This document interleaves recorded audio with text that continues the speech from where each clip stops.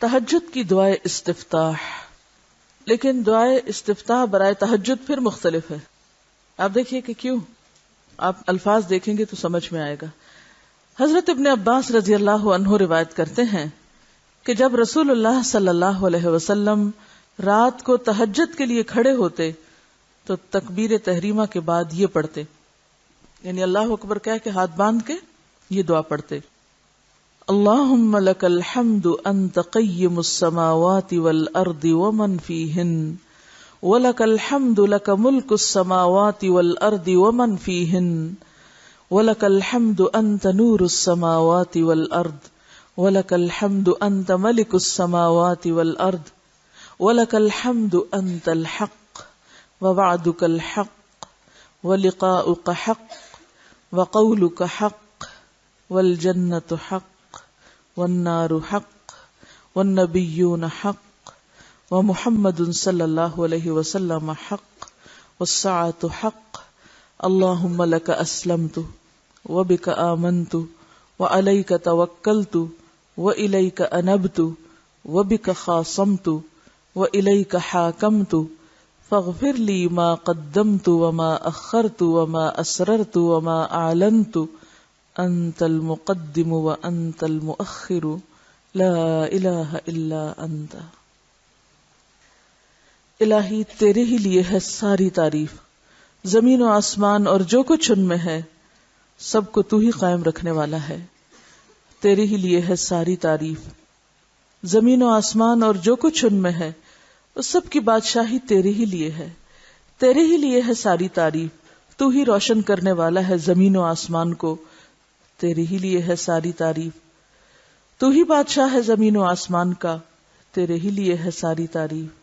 تو حق ہے، تیرا وعدہ حق ہے، تیری ملاقات حق ہے، تیرا کلام حق ہے، جنت حق ہے، جہنم حق ہے، تمام انبیاء حق ہیں اور محمد صلی اللہ علیہ وسلم حق ہیں، قیامت حق ہے. الہی میں تیرے سامنے جھک گیا، میں صرف تیرے ساتھ ایمان لایا، میں نے صرف تجھی پر بھروسہ کیا، میں نے صرف تیری طرف رجوع کیا، صرف تیری ہی مدد سے دشمنوں سے جھگڑتا ہوں، میں نے صرف تجھے ہی اپنا حاکم مانا. سو تو میرے اگلے پچھلے اور ظاہر و پوشیدہ اور جنہیں تو مجھ سے زیادہ جانتا ہے سارے کے سارے گناہ معاف کر دے. تو ہی آگے کرنے والا ہے، تو ہی پیچھے ڈالنے والا ہے، تیرے سوا کوئی سچا معبود نہیں ہے. کچھ چیزوں کے بارے میں صرف ایک خیال رکھنا الگ چیز ہے، اور ان پر یقین رکھنا اور یقین کے ساتھ اللہ کے حضور تنہائی میں کھڑے ہو کر اس کا اقرار کرنا ایک بالکل ہی مختلف اثرات انسان کی شخصیت پر رکھتا ہے. اس لیے یہ بھی بہت خوبصورت دعا ہے، اس کا بھی پرنٹ آؤٹ دیا جا سکتا ہے. رسول اللہ صلی اللہ علیہ وسلم کی تہجد کی کیفیت. رسول اللہ صلی اللہ علیہ وسلم کی نماز تہجد کا حسن اور طول بیان نہیں ہو سکتا، یعنی ناقابل بیان ہے کہ وہ کیسی نماز تھی. حضرت ابو ذر رضی اللہ عنہ کہتے ہیں رسول اللہ صلی اللہ علیہ وسلم نے تہجد میں اتنا قیام کیا کہ اس ایک آیت کو بار بار پڑھتے صبح کر دی. اور اسی سے یہ دلیل بھی لی گئی کہ اگر ایک آیت بھی قرآن کی کوئی پڑھ لیتا ہے نماز میں تو بھی نماز ہو جاتی ہے. وہ آیت کیا تھی؟ ان تعذبہم فانہم عبادک وان تغفر لہم فانک انت العزیز الحکیم. اگر تو انہیں عذاب دے تو وہ تیرے بندے ہیں، اور اگر انہیں معاف کر دے تو یقیناً تو غالب اور حکمت والا ہے. آپ سوچیں کس بات پہ رو رہے ہیں آپ؟ ہمارے رونے کس بات پہ ہوتے ہیں؟ ہمارے غم کس بات پہ ہیں؟ ہماری پریشانیاں کس چیز کی ہیں؟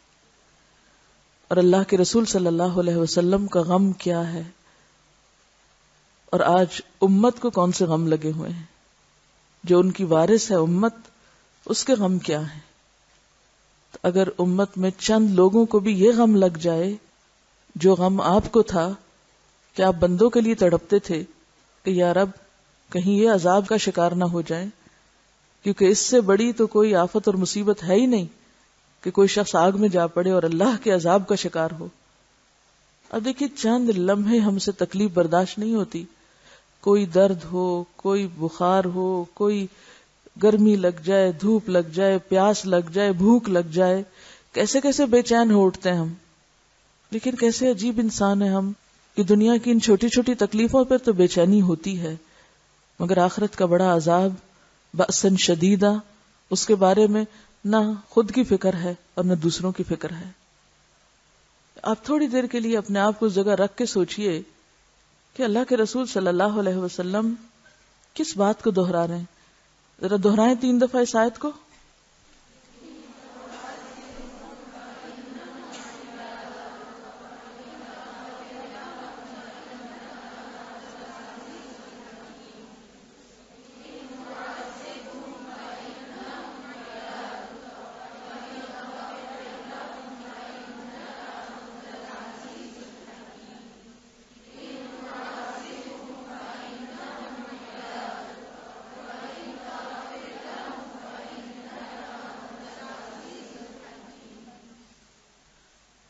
کیا سوچ میں آتا ہے کہ آپ کیوں رو رہے تھے اور کیوں ایک ہی آیت پڑھے چلے جا رہے تھے حتیٰ کہ صبح ہو گئی، آگے نہیں بڑھے؟